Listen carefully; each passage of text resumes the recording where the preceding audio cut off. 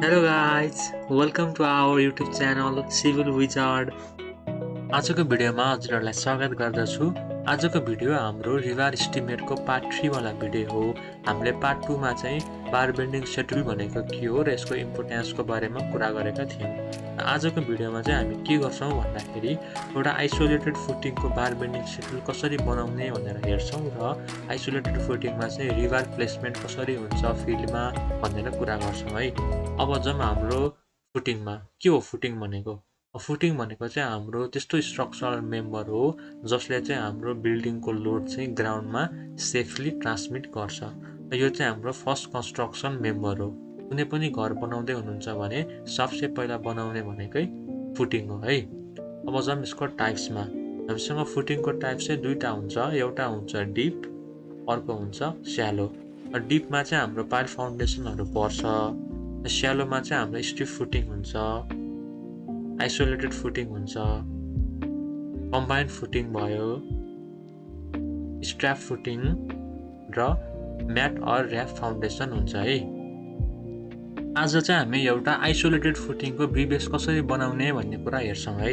अब बिबेस बनाउन अगाडि हामीलाई के कुरा थाहा हुनुपर्छ भन्दाखेरि क्लियर कभरको बारेमा, रिभर साइज एन्ड स्पेसिङको बारेमा, साइज अफ फुटिङ एन्ड डेप्थको बारेमा, unit weight, chairs, bend deduction है र नम्बर अफ बार क्यालकुलेसन फर्मुलाको बारेमा चाहिँ हामीलाई थाहा हुनुपर्छ। यो कुराहरू चाहिँ मैले अघिल्लो भिडियोहरूमा सबै राम्रोसँग गरेको छु र फेरि पनि यहाँ पनि गर्छु एकचोटि हामीले क्यालकुलेसन गर्दाखेरि है त। अब हामीले के गर्छौँ भन्दाखेरि सबै क्यालकुलेसन चाहिँ हामी एक्सेलमै गर्छौँ है। अब हामीले क्यालकुलेसन गर्नुभन्दा अगाडि चाहिँ आइसोलेटेड फुटिङमा रिभर चाहिँ कसरी प्लेसमेन्ट हुन्छ भन्ने कुरा हेरौँ है त। सो अब हामी जाउँ 3D मोडल सफ्टवेयरमा। तपाईहरूले स्क्रिनको लेफ्ट साइडमा चाहिँ एउटा ड्रइङ हेर्न सक्नुहुन्छ। त्यो ड्रइङ भनेको चाहिँ हाम्रो आइसोलेटेड फुटिङको स्ट्रक्चरल ड्रइङ्स हो। अब हामीले कुनै पनि बिबेस बनाउँदैछौँ भने हामीले स्ट्रक्चरल ड्रइङ्स नै हेर्ने हो। अब त्यो ड्रइङ्समा चाहिँ के कुरा हेर्नुपर्छ त भन्दाखेरि चाहिँ फर्स्ट पोइन्ट नम्बरमा आउँछ हाम्रो त्यसको प्लान डाइमेन्सन हेर्नुपर्ने हुन्छ। त्यो चाहिँ कहाँ गएर हेर्ने भन्दाखेरि चाहिँ प्लानमा गएर हेर्ने। यो चाहिँ हाम्रो प्लान हो। यसको डाइमेन्सन हेर्दाखेरि चाहिँ 2 मिटर बाई 2 मिटरको चाहिँ यो फुटिङको साइज रहेछ है भन्ने कुरा बुझ्यौँ। यो चाहिँ कहाँ इम्पोर्टेन्ट छ भन्दाखेरि चाहिँ अब कति खन्ने हो भन्ने कुरा चाहिँ हामीले यसले दिन्छ क्या। अब पोइन्ट नम्बर 2 भनेको चाहिँ त्यो फुटिङको डेप्थ हेर्नु पऱ्यो। कति छ भन्दाखेरि चाहिँ यहाँ रहेछ 500 mm डेप्थ रहेछ। पोइन्ट नम्बर 3 भनेको चाहिँ अब तपाईँहरूले ड्रइङ्समा चाहिँ यस्तो हेर्न सक्नुहुन्छ क्या, 12 mm at 150 centre to centre. यो भनेको चाहिँ के हो भन्दाखेरि 12 mm को बार 150 mm सेन्टर टु सेन्टरमा चाहिँ राख्ने भन्ने बुझिन्छ है। अब यो कुरालाई चाहिँ हामीले 3D मोडलमा हेरौँ। सबसे पहिला हामीलाई के चाहियो, 2 मिटर बाई 2 मिटरको चाहिँ एउटा बक्स चाहियो। फुटिङको सेप हो यो भनेको प्लान डाइमेन्सन। अब त्यसपछि हामी के गर्छौँ भन्दाखेरि कभर ब्लक्सहरू राख्छौँ र त्यसपछि हामी एक लेयरको रिभार राख्छौँ।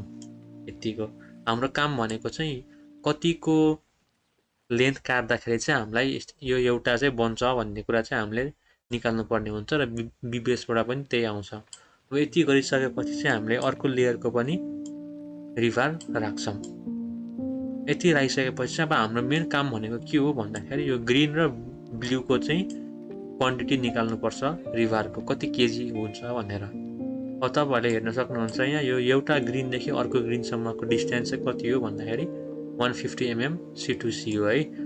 त्यस्तै गरी एउटा ब्लूदेखि अर्को ब्लूसम्मको डिस्टेन्स 150 mm C2C भनेको 150 mm सेन्टर टु सेन्टर। अब हामीले यति गरिसकेपछि चाहिँ हामीले कोलुमको रिभार प्लेसिङ गर्छौँ र त्यसपछि हामी के गर्छौँ, कन्क्रिटिङ गरिदिन्छौँ। यति भयो भने चाहिँ हाम्रो एउटा आइसोलेटेड फुटिङ कम्प्लिट हुन्छ। अब हामी एक्सेलमा जाउँ है त, कसरी क्यालकुलेसन गरिन्छ भनेर। तपाईँहरूले स्क्रिनमा अब 3टा कुरा हेर्न सक्नुहुन्छ। फर्स्टमा चाहिँ हाम्रो 3D मोडल, सेकेन्डमा हाम्रो आइसोलेटेड फुटिङको स्ट्रक्चरल ड्रइङ्स र थर्डमा एक्सेलमा चाहिँ एउटा बिबिएसको फर्मेट। अब हामी एउटा आइसोलेटेड फुटिङको बिबिएस कसरी बनाउने भन्ने कुरा गर्छौँ है। आइसोलेटेड फुटिङ, अब यसको लागि चाहिँ हामीले प्लान हेर्नुपर्ने हुन्छ। प्लानमा चाहिँ मैले अहिले के गरेँ भन्दाखेरि यसलाई चाहिँ एलोङ एक्स माने, यसलाई चाहिँ एलोङ वाइ माने है। भन्नुको मतलब यस्तो छ भने हाम्रो यो चाहिँ एक्स डिरेक्सन भयो, यो चाहिँ वाइ डिरेक्सन भयो। अहिले हामीले यो एजुम गऱ्यौँ है। हामीले चाहिँ पार्टमा गर्दाखेरि चाहिँ हामीलाई सजिलो हुन्छ। त्यसैले अलोङ यक्स गरेँ भने मैले अब यहाँ अब के लेख्नु पर्यो, हाम्रो डिस्क्रिप्सन र सेभ छ। यो भनेको चाहिँ हाम्रो फिल्डमा कसरी बस्छ त्यो रिभर भन्ने कुरा हो। अब अहिले हामीले 3D भ्यूमा हेऱ्यौँ भने रिभर यसरी बसेको छ नि त होइन, भनेपछि यो दुईवटा भर्टिकल चाहिँ एउटा होरिजेन्टल छ भने चाहिँ हामीले त्यही कुरा यहाँ बनाउनुपर्छ। त्यो बनाउनको लागि चाहिँ हामी इन्सर्टमा गएर सेप्समा गएर बनाउँछौँ। एउटा भर्टिकल लाइन, एउटा होरिजेन्टल लाइन है। अब यसलाई कपी गरौँ, हाम्रो यस्तो भयो अहिलेको लागि है। अब हामीले यसमा डाइमेन्सन पनि दिनुपर्ने हुन्छ कति मिटरको हो भनेर। त्यसको लागि पनि हामी फेरि सेप्समा जाउँ र टेक्स्टमा गएर लेखौँ। अब हामीले यो अब तपाईँहरूलाई लाग्छ यो भर्टिकल बारको लेन्थ चाहिँ कति हो त? हो, अब यो लेन्थ चाहिँ हामीले कोडमा हेर्नुपर्ने हुन्छ। मैले तपाईँहरूलाई कोडको बारेमा भनेको थिएँ नि है। हो, त्यो कोड चाहिँ हाम्रो यो कोड हो। यसमा चाहिँ हुक एन्ड बेन्ड एलाउन्स भन्ने छ। अहिले हाम्रो त्यो बेन्ड हो नि त, भनेपछि अब हरेक डायमिटरको लागि यहाँ हरेक स्टिलको लागि दिएको छ कति हो भनेर। अब अहिले चाहिँ म कति राखेँ भन्दाखेरि चाहिँ 6 इन्च राख्छु है त, 150 mm। तपाईँहरूले चाहिँ अब यहाँ हेरेर राख्न सक्नुहुन्छ 90, 90 कति हो भनेर। अहिलेको लागि मैले 150 mm लिएँ, 0.150। यो 150 mm हो भने अर्को पनि 150 mm हो। अब यो होरिजेन्टल बारको डिस्टेन्स चाहिँ कति हो त भन्दाखेरि त्यो हामीले प्लानबाट हेर्छौँ। अहिले हाम्रो एलोङ एक्स भनेको यो डिरेक्सन छ भनेपछि हामीले यो डिरेक्सनको डाइमेन्सन हेर्नु पर्यो। 2 मिटर छ, 2 मिटरमा हामीले यताको कभर र उताको कभर घटाउनुपर्छ। 1.9 मिटर बाँकी हुन्छ है, 1.9 मिटर भनेपछि हाम्रो यो हरियो बारको एउटाको कट पिस आयो होइन। यो भनेको 150 mm, यो भनेको 150 mm, यो होरिजेन्टल बार भनेको 1.9 मिटर। अब डायमिटर अफ बारमा जाउँ। डायमिटर अफ बार हाम्रो कतिको हो भनेर हेर्नको लागि यहाँ पनि हेर्न सकिन्छ। 12 mm रहेछ भनेपछि 12 लेखौँ। अब नम्बर कसरी निकाल्ने? नम्बर निकाल्नको लागि मैले तपाईँहरूलाई फर्मुला भनेको थिएँ नि, हो त्यही फर्मुला हो। त्यो फर्मुला हालौँ, इक्वल्स टु अब टोटल डिस्टेन्स भनेपछि हामीले अब यो प्लानमा हेर्दाखेरि कुन लिने त डाइमेन्सन, यो एक्सतिरको लिने कि वाइतिरको लिने भन्ने तपाईँहरूलाई कन्फ्युज होला। अब हामीले यो एलोङ एक्सको गरिरहेको छौँ भने हामीले नम्बर क्यालकुलेसन गर्दाखेरि अलोङ वाइको डाइमेन्सन लिनुपर्छ है त। भनेपछि 2000 माइनस कभर घटाइदिउँ, एउटा कभर अर्को कभर भयो। अब डिभाइड बाई स्पेसिङ। अब हाम्रो स्पेसिङ कति छ अहिले 150 mm, सेन्टर टु सेन्टर छ है त, भनेपछि 150 mm गर्ने। अब यति फर्मुलाले हामीलाई नम्बर अफ स्पेसिङ दिन्छ। अब हामीले यसमा +1 गऱ्यौँ भने नम्बर अफ बार हाम्रो आउँछ 13.67। अब यो हाम्रो पोइन्टमा आयो। अब हाम्रो नम्बर त पोइन्टमा हुँदैन है, त्यसैले हामी यसलाई राउन्ड अफ गर्छौँ, ROUND राउन्ड अफ गरेपछि हाम्रो एक्ज्याक्ट नम्बरमा आउँछ हाम्रो भ्यालु 14 नम्बर आयो।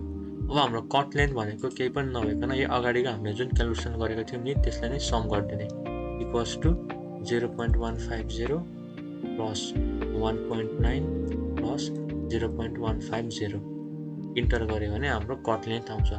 यो भनेको चाहिँ हाम्रो विदाउट बेन्ड डिडक्सन भयो। अब हामीले बेन्ड डिडक्सन गर्ने हो भने चाहिँ फेरि यसमा माइनस गर्नुपर्ने हुन्छ। अब फेरि तपाईँहरूलाई थाहा हुनुपर्छ कि अब यहाँ कति डिग्रीको बेन्ड छ भनेर। अब यहाँ हामीले हेर्दाखेरि 90 डिग्रीको बेन्ड छ। 90 डिग्रीको बेन्डको फर्मुला के हो, 2D हो नि त, भनेपछि 2D गर्ने, 2 टाइम्स D। अब डायमिटर भनेको हाम्रो यो 12 mm हो भनेपछि 2D गर्ने। अब यस्तो 90 डिग्रीको बेन्ड हामीसँग कतिवटा छ त भन्दाखेरि 2टा छ है, भनेपछि इन्टु 2 फेरि गर्नु पर्यो, डिभाइड बाई 1000। 1000 किन गऱ्यो भन्दाखेरि अहिले हाम्रो डायमिटर अफ बारको युनिट एमएममा छ, हाम्रो क्यालकुलेसन मिटरमा भइरहेको छ, त्यसैले एमएमबाट मिटरमा लानको लागि चाहिँ मैले डिभाइड बाई 1000 गरेँ है। अब इन्टर गऱ्यो भने हाम्रो कट लेन्थ चाहिँ विथ बेन्ड डिडक्सन चाहिँ 2.1 मिटर आयो। अब टोटल बार लेन्थ भनेको equals to total number into cut length भयो। इन्टर गऱ्यो भने हाम्रो टोटल बार लेन्थ आयो। अब युनिट वेट भनेको के हो त? युनिट वेट भनेको चाहिँ हामीले त्यो फर्मुला अस्ति नै पढेको थियौँ नि, त्यही हो, D²/162 भन्ने। यसलाई लेखौँ, इक्वल्स टु D भनेको डायमिटरको स्क्वायर डिभाइड बाई 162.2 है। इन्टर गऱ्यो भने हाम्रो युनिट वेट पनि आउँछ। अब हाम्रो टोटल क्वान्टिटी भनेको चाहिँ equals to total bar length times unit weight हाम्रो भनेपछि 26.74 केजी चाहिँ हाम्रो एलोङ एक्सको आयो। अब फेरि जाउँ अलोङ वाइतिरको है। अब अलोङ वाइ लेखौँ। अब फेरि यही बनाउँ होइन। अब अलोङ वाइको सेप कस्तो छ भने हेरौँ न त है। अब अलोङ वाइ भनेको हाम्रो यो ब्लू कलरको हो। अब फेरि यसलाई पनि त्यही गर्नु पर्यो। अहिले हाम्रो यो फुटिङको साइज सिमेट्रिक छ नि त। एलोङ एक्सतिर पनि सेम छ, अलोङ वाइतिर पनि सेम छ भनेपछि हामीले एकचोटि एलोङ एक्स गऱ्यौँ भनेपछि अर्को पनि यसलाई पनि कपी गर्दा हुन्छ है। कपी पनि भयो भनेपछि हाम्रो अलोङ वाइतिर पनि सेम नै आयो। अब यदि हाम्रो फुटिङको साइज चाहिँ रेक्टाङ्गल थियो भने चाहिँ हामीले यो अलोङ वाइतिर पनि फेरि गर्नु पर्थ्यो। सिमिलरली हामीले एलोङ एक्स गरे जस्तै। अब चाहिँ हाम्रो के आयो त आइसोलेटेड फुटिङको टोटल क्वान्टिटी आयो है। जोडौँ अब दुइटालाई यहीँ जोडौँ। TOTAL टोटल लेखेर कुन छ हाम्रो जोड्नुपर्ने इक्वल्स टु यो क्वान्टिटी प्लस यो क्वान्टिटी भनेपछि हाम्रो 53.495 केजी चाहिँ हाम्रो लाग्ने रहेछ 12 mm को बार। अब हामीसँग यो हो हाम्रो BBS भनेको। अब हाम्रो आउटपुट के छ भन्दाखेरि हामीले कसरी फिल्डमा राख्ने पनि छ हामीसँग। यसरी यु बनाएर राख्नुपर्ने रहेछ जसको यो भर्टिकल चाहिँ 0.150 मिटर रहेछ, यो होरिजेन्टल चाहिँ 1.9 मिटर रहेछ है भनेर। अब हाम्रो के भयो त आइसोलेटेड फुटिङको BBS कम्प्लिट भयो। आजको भिडियोको कन्क्लुजन भन्नुपर्दाखेरि चाहिँ आज हामीले फुटिङ भनेको के हो र यसको टाइप्सको बारेमा हेऱ्यौँ र हामीले एउटा आइसोलेटेड फुटिङको 3D भिजुअलाइजेसन हेऱ्यौँ, रिभारहरू कसरी प्लेसमेन्ट गरिन्छ भनेर, र हामीले एउटा एक्सेल युज गरेर चाहिँ आइसोलेटेड फुटिङको BBS कसरी बनाउने भन्ने कुरा पनि पढ्यौँ है।